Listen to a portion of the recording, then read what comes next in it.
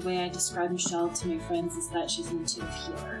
So I know she's, doing kind of very physical work, and there's all this science behind it.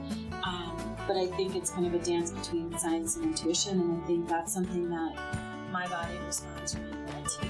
And because of that, I think that my healing journey has been complete and full. My pelvic floor is back to neutral. That I no longer experience pain and discomfort. That there's more emotional and physical intimacy in my relationship with my husband.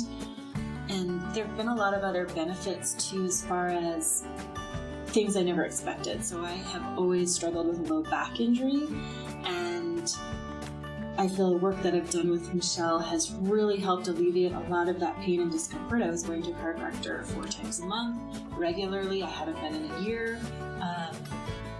I had issues with incontinence. That has been resolved. Even just my cycles have been regulated, and just no low back discomfort during my cycles. So just a lot of other things of overall health and well-being that I just wasn't even expecting. And to be now on the other side of it, I just realized I wish so much that I had committed to this practice here with Align much earlier and much more intensively than I did initially, because I think that road to recovery would have been much faster. And it's just really nice to say that everything's been resolved.